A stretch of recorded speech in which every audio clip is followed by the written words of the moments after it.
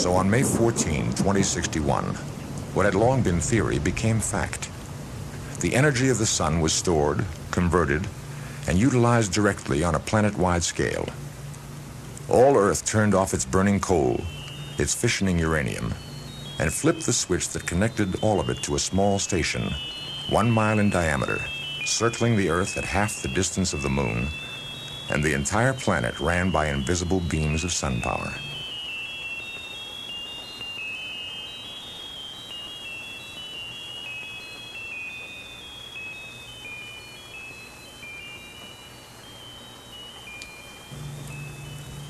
Seven days had not sufficed to dim the glory of it, and Alexander Adel and Bertram Lupov finally managed to escape from the public function and to meet in quiet, where no one would think of looking for them, in the deserted underground chambers, where portions of the mighty buried body of Multivac showed.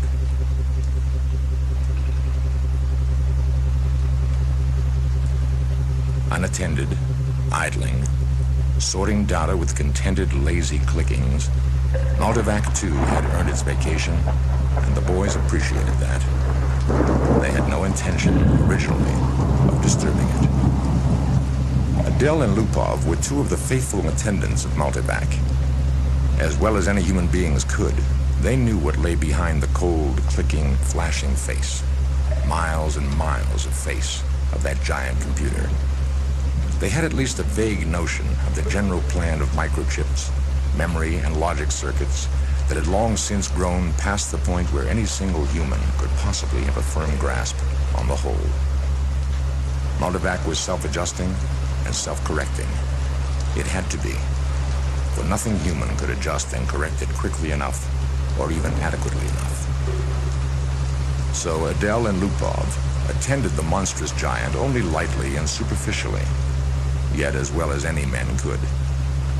They fed it data, adjusted questions to its needs, and translated the answers that were issued. Certainly they, and all others like them, were fully entitled to share in the glory that was Multivac's. For decades, Multivac had helped design the ships and plot the trajectories that enabled humanity to reach Mars and Venus. But past that, Earth's poor resources could not support the ships. Too much energy was needed for the long trips. Earth exploited its coal and uranium with increasing efficiency, but there was only so much of both. Now, thanks to Multivac and the events of the past week, the world's energy problems had been solved. The laborious months and years spent completing the massive project had taken their toll, and Lupov ran fingers through his thinning hair as if to reassure himself that some was still left. The two technicians had brought a bottle with them, and their only concern at the moment was to relax in the company of each other and the bottle. Adele's broad face had lines of weariness in it, and he stirred his drink slowly with a glass rod, watching the cubes of ice slur clumsily about. It was in this setting that the last question was asked for the first time, half in jest, on May 21st, 2061, at a time when humanity first stepped into the light. The question came about as a result of a $5 bet. It's amazing when you think of it. All the energy we could possibly ever use for free. Enough energy if we wanted to draw on it to melt all Earth into a big drop of impure iron and still never miss the energy used to do it. All the energy we could ever use forever. And forever and forever. Not forever. Oh, just a while. Till the sun runs down. That's not forever. All right, then. Billions and billions of years. 5 billion, then. 5 billion years isn't forever. Well, it will last our lifetime, won't it? So would the coal and uranium. All right. But now we can hook up each individual spaceship to the solar station, and it can go to Pluto and back 1,000,000 times without ever worrying about fuel. Now, you can't do that on coal and uranium. Ask Multivac if you don't believe me. I don't have to ask Multivac. I know that. Then stop running down what Multivac's done for us. It did all right. Who says it didn't?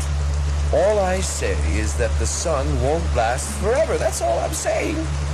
We're safe for 5 billion years. But then what? And don't say we'll switch to another sun. You're thinking we'll switch to another sun when ours is done, aren't you? I'm not thinking. Sure you are. You're weak on logic. That's the trouble with you. You're like the guy in the story who was caught in a sudden shower and ran to a grove of trees and got under one. He wasn't worried, you see, because he figured when one tree got wet through, he would just get under another one. I get it. When the sun is done, the other stars will be gone too. Darn right they will. It all had a beginning in the original cosmic explosion, whatever that was. And it'll have an end when all the stars run down. Some run down faster than others. The giants might last 100 million years. The sun will last 5 billion years, and maybe the dwarfs will last 100 billion for all the good they are. But just give us 1 trillion years and everything will be dark. Entropy has to increase to maximum. I know all about entropy. Sure you do. I know as much as you do. Then you know everything's got to run down someday. All right, who says they won't? You did. You said we had all the energy we needed forever. You said forever. Maybe we can build things up again someday. Never. Or why not? Someday. Never. Ask Multivac. You ask Multivac. I dare you. $5 says it can't be done. Adele was just drunk enough to try, just sober enough to be able to phrase the necessary symbols and operations into a question which, in words, might have corresponded to this. Will mankind one day, without the net expenditure of energy, be able to restore the sun to its full youthfulness, even after it has died of old age? Or maybe it could be put more simply, like this. How can the net amount of entropy of the universe be massively decreased? Multivac fell dead and silent. The slow flashing of lights ceased. The distant sounds of clicking relays ended. Then, just as the frightened technicians felt they could hold their breath no longer, there was a sudden springing to life of the viewplate attached to the output of Multivac. 5 words appeared.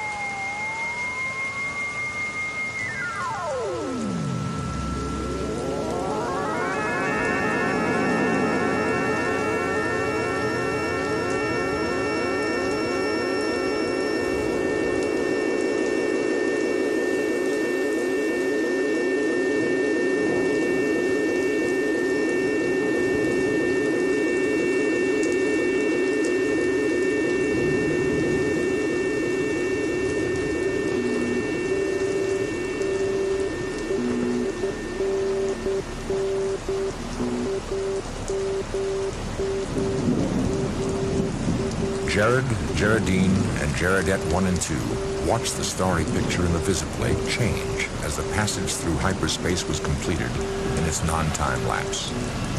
At once, the even powdering of stars gave way to the predominance of a single bright marble disk. There it is, ladies, X-23. The little Geradettes, both girls, had experienced the hyperspace passage for the first time in their lives and were self-conscious over the momentary sensation of inside-outness.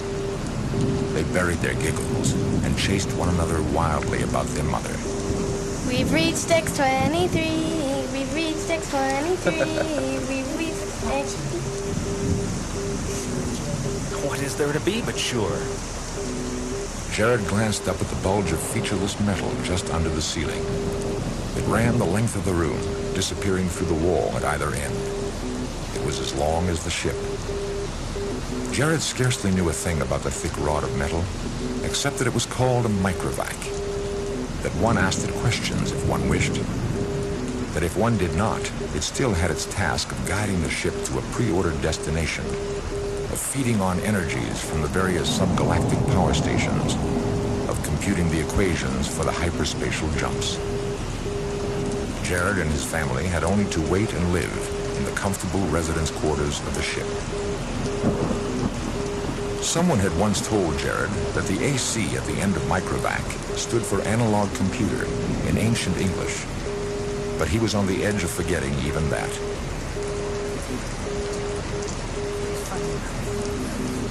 Why, for heaven's sake? We had nothing there. We'll have everything on X-23. There are over 1 million people there already. Good grief, our great-grandchildren will be looking for new worlds because X-23 will be overcrowded. I tell you, it's a good thing the computers worked out interstellar travel, the way the race is growing.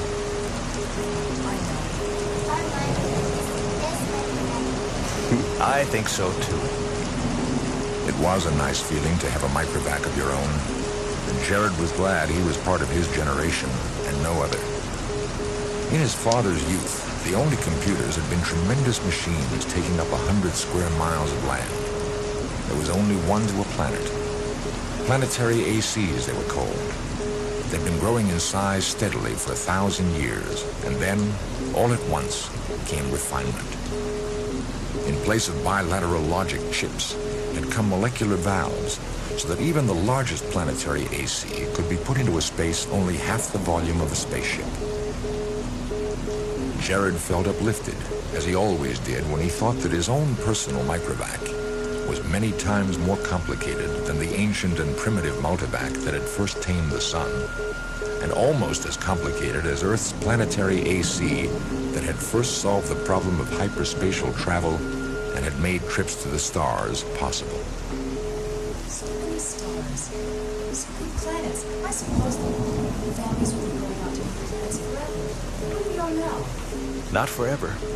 It will all stop someday, but not for billions of years. Many billions. Even the stars run down, you know. Entropy must increase. What's entropy, Daddy? Entropy, little one, is just a word, which means the amount of running down of the universe. Everything runs down, you know. Just like your little walkie-talkie robot, remember?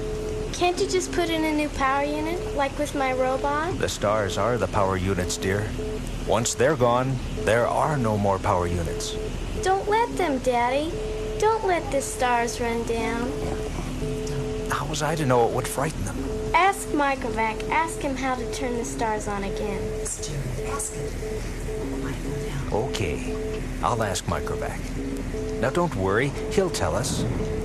He asked the microvac, adding quickly, Print the answer.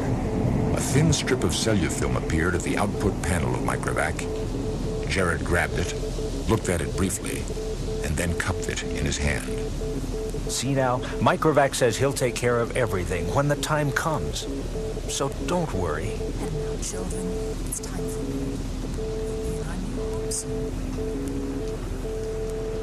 Jared, let Microvac sit. Jared shrugged and looked at the visit plate. X-23 was just ahead. He nervously placed the cellular film printout on the table for them both to see.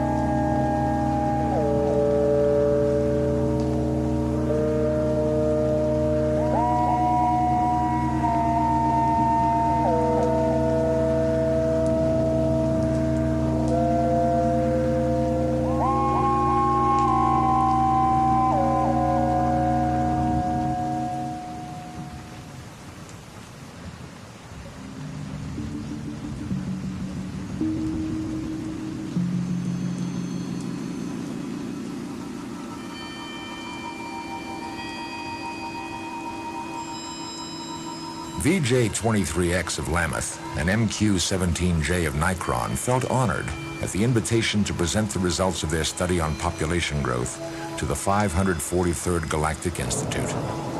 Both were tall, perfectly formed, and appeared to be in their early 20s. VJ-23X stared into the black depths of the three-dimensional small-scale map of the galaxy and said, Are we ridiculous, I wonder, in being so concerned about the matter? I think not. You know the galaxy will be filled in 5 years at the present rate of expansion. Still, I hesitate to submit a pessimistic report to the Galactic Council. I wouldn't consider any other kind of report. Stir them up a bit. We've got to stir them up. Space is infinite. 100 billion galaxies are there for the taking. More. 100 billion is not infinite, and it's getting less infinite all the time. Now consider. 20,000 years ago, mankind first solved the problem of utilizing stellar energy. And a few centuries later, interstellar travel became possible. It took mankind 1 million years to fill one small world, and then only 15,000 years to fill the rest of the galaxy. And now the population doubles every 10 years. We can thank immortality for that. Very well. Immortality exists, and we have to take it into account. I admit it has its seamy side, this immortality. The Galactic AC has solved many problems for us, but in solving the problem of preventing old age and death, it has undone all its other solutions. Yet you wouldn't want to abandon life, I suppose. Oh, not at all. Well, not yet. I'm by no means old enough. How old are you? 223. Well, I'm still under 200. But to get back to my point, population doubles every 10 years. Once this galaxy is filled, we'll have filled another in 10 years. Another 10 years and we'll have filled 2 more. Another decade, 4 more. In 100 years, we'll have filled 1,000 galaxies. In 10,000 years, the entire known universe. Then what? And then there's transportation. I wonder how many sun power units it will take to move galaxies of individuals from one galaxy to the next. A very good point. Already mankind consumes 2 sun power units per year. Most of it's wasted. After all, our own galaxy alone pours out 1,000 sun power units a year, and we only use 2 of those. Granted. But even with 100% efficiency, we only stave off the end. Our energy requirements are going up even faster than our population. We'll run out of energy even sooner than we run out of galaxies. Oh, it's a good point. A very good point. We'll just have to build new stars out of interstellar gas. Or out of dissipated heat. There may be some way to reverse entropy. We ought to ask the Galactic AC. I've half a mind to. It's something the human race will have to face someday. VJ-23X was not really serious, but MQ-17J pulled out the AC contact from his pocket and placed it on a table before him. He stared somberly at the small electronic device. It was only 2 inches cubed and nothing in itself, but it was connected through hyperspace with the great galactic AC that served all mankind. Hyperspace considered, it was an integral part of the galactic AC. MQ-17J paused to wonder if someday in his immortal life he would get to see the galactic AC. It was on a little world of its own, a spider webbing of force beams holding the matter within which surges of submesons took the place of the old clumsy molecular valves. Yet, despite its subetheric workings, the galactic AC was known to be a full 1,000 feet across. Can entropy ever be reversed? Oh, say, I didn't really mean to have him ask that. Oh, why not? We both know entropy can't be reversed. You can't turn smoke and ash back into a tree. Do you have trees on your world? The sound of the galactic AC startled them into silence. Its voice came thin and beautiful out of the small AC contact on the desk. There is insufficient data for a meaningful answer.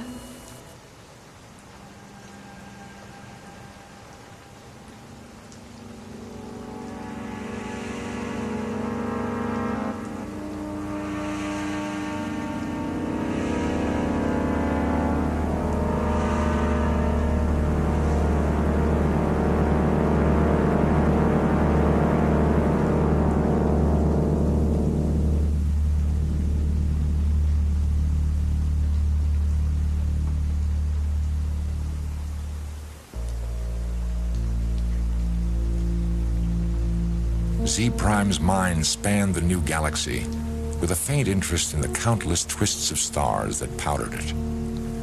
He'd never seen this one before. Would he ever see them all? So many of them, each with its own load of humanity, but a load that was almost a dead weight. More and more, the real essence of men was to be found out here in space. Minds, not bodies. The immortal bodies remained back on the planets, in suspension over the eons. Sometimes they roused from material activity, but that was growing infrequent. Few new individuals were coming into existence to join the incredibly mighty throng. But what matter?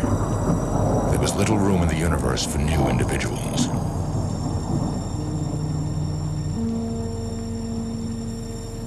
Z Prime was roused out of his reverie upon coming across the wispy tendrils of another mind.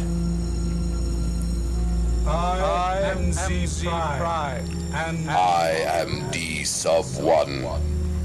What is the name of your galaxy? call it only the galaxy, and We call ours the same. All beings call their galaxy, and nothing more.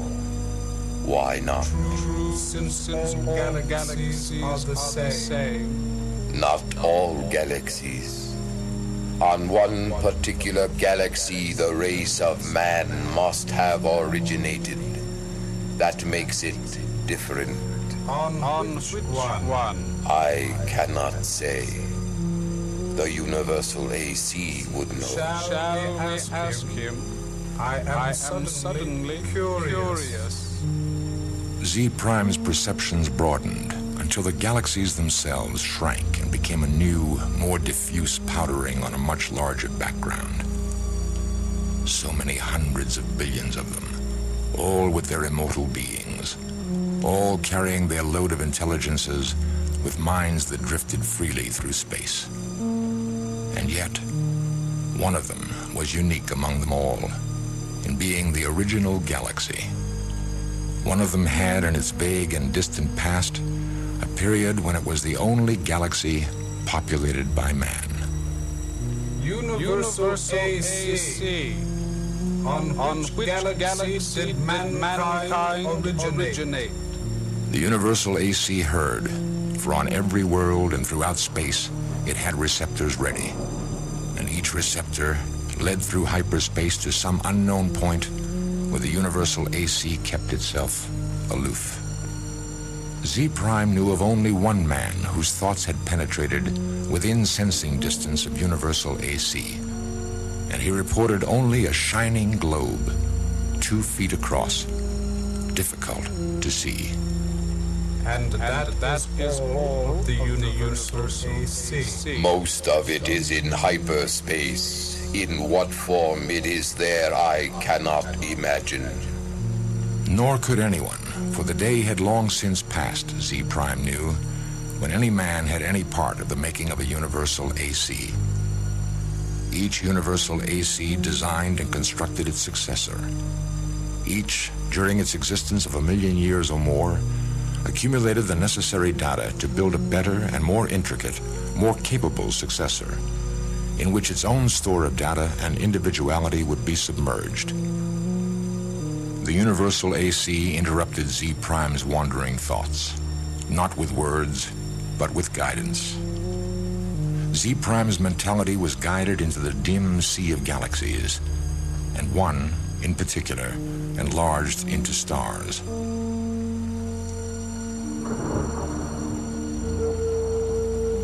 A thought came, infinitely distant, but infinitely clear. This is the original galaxy of man. But it was the same after all, the same as any other, and Z Prime stifled his disappointment. And is one of these stars the original star of man? Man's original star went nowhere. It is a white dwarf. Did the men of its system die? A new world, as in such cases, was constructed for their physical bodies in time. Yes, of course.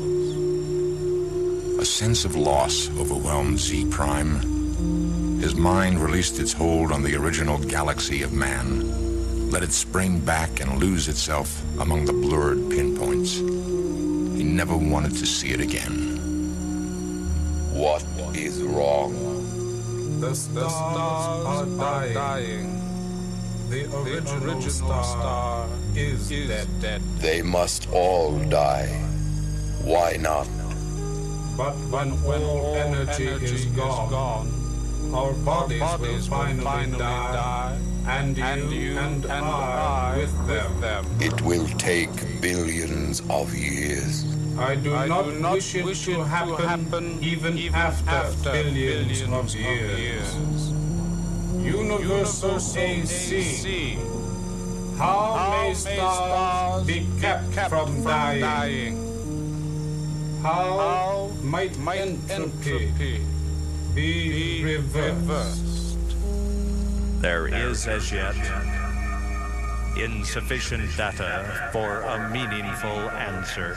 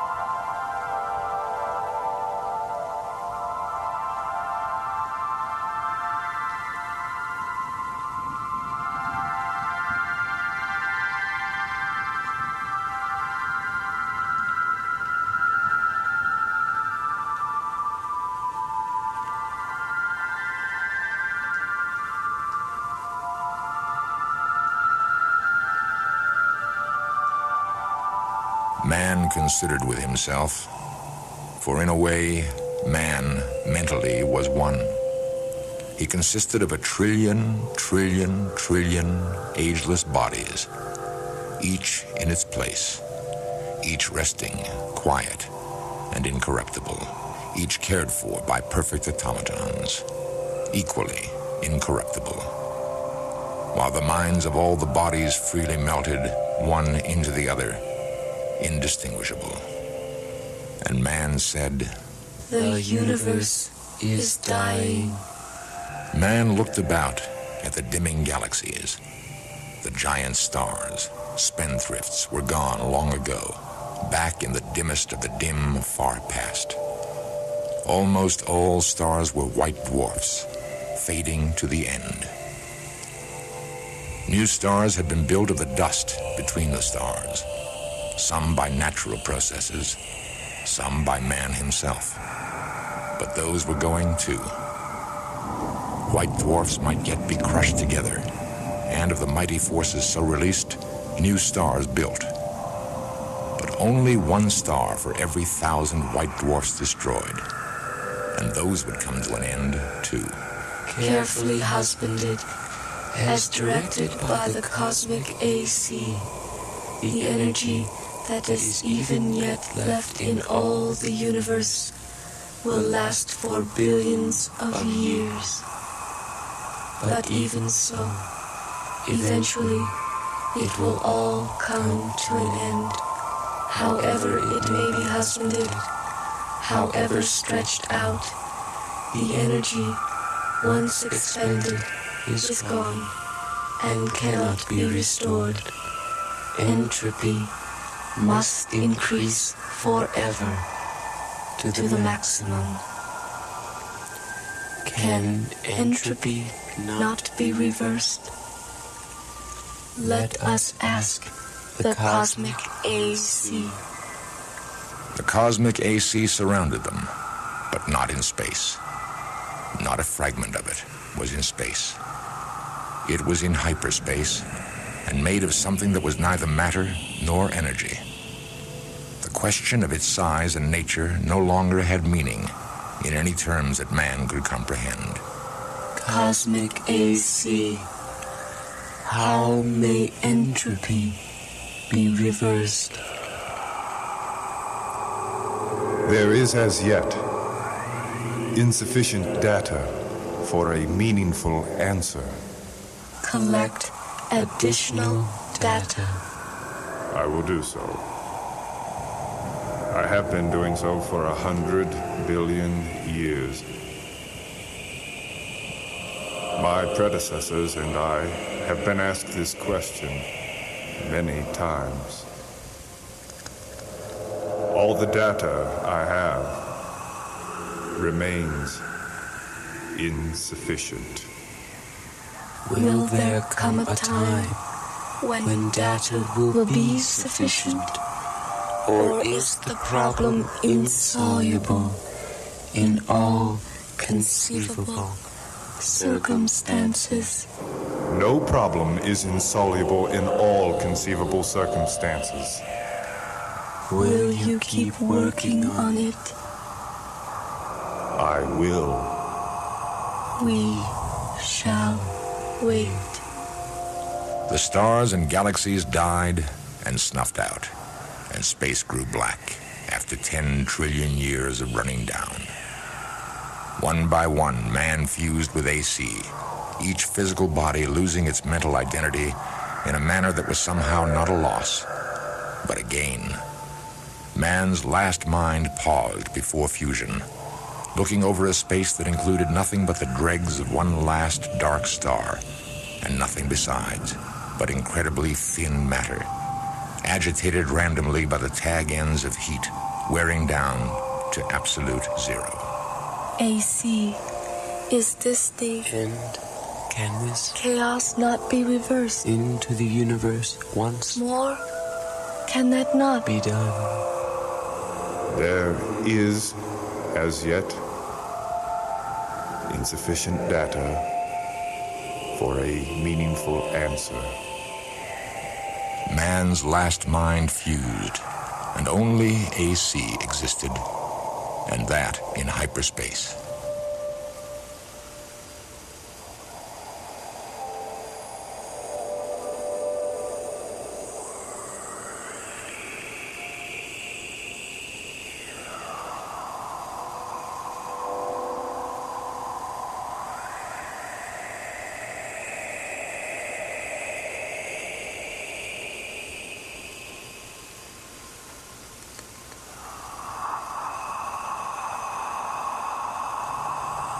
Matter and energy ended, and with them, space and time. Even AC existed only for the sake of the one last question that it had never answered from the time a half-drunken computer attendant 10 trillion years before had asked the question of a primitive computer. All other questions had been answered, but until this last question was answered also, AC might not release his consciousness. All collected data had yet to be completely correlated and put together in all possible relationships. A timeless interval was spent in doing that.